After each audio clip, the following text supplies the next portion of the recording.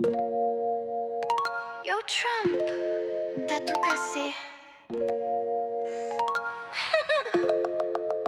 Bon, bah on a eu un vendredi comme je les aime pas trop, c'est-à-dire un vendredi de solde. Pourquoi j'aime pas trop? Parce qu'on est juste avant le week-end et ça fait chier parce que effectivement on a eu des soldes sur quelques dossiers. Et alors qu'est-ce que c'est que des soldes? J'ai déjà dit, c'est quand avec une annonce, tout s'effondre. Hein, c'est ça des soldes. Hein. C'est pas quand il y a un dossier qui s'effondre, c'est quand tout s'effondre suite à une annonce. Et en fait l'annonce elle vient du petit Donald, hein, Taco Donald, hein, qui a encore annoncé des choses. Alors enfin je vous explique comment ça s'est passé. Il y avait le prix Nobel de la paix là, qui avait été donné du coup pas à Trump du coup parce que Trump pensait l'avoir. Hein. Alors, je rappelle que ça a été difficile de l'avoir le prix Nobel étant donné qu'il pensait l'avoir avec ce qui s'est passé avec Gaza et Israël. Le truc c'est que ça a été fait tellement à la dernière minute que en fait eux ils avaient déjà fait leur choix et donc du coup ils ont validé une nana qui était du Venezuela qui a combattu le communiste Maduro, hein, qui est président actuellement du Venezuela, qui ne veut pas partir de son poste, qui a magouillé les élections. Voilà, c'est le communiste imposté des défis. Et donc, c'est elle qui a gagné. Donc du coup, Trump était chafouin. Et du coup, qu'est-ce qu'il a fait?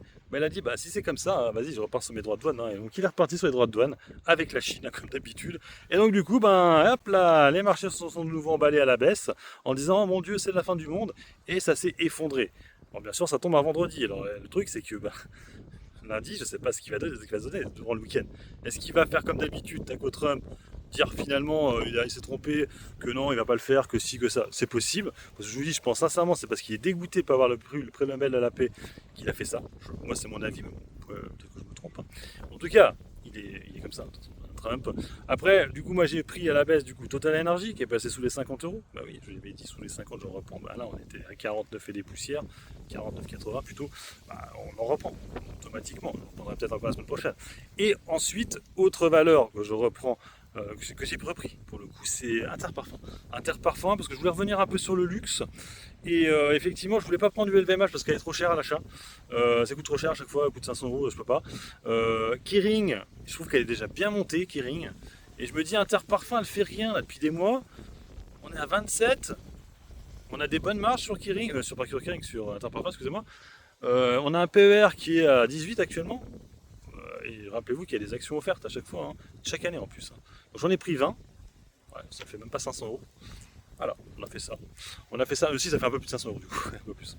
Donc voilà mes achats. Et pour faire ça, du coup, j'ai vendu Alstom. Alors pourquoi j'ai vendu Alstom? Parce qu'il y a trop de vannes dessus. Et vu que je suis en plus-value, j'ai 16% de plus-value, je me suis dit c'est quoi ce plus-value?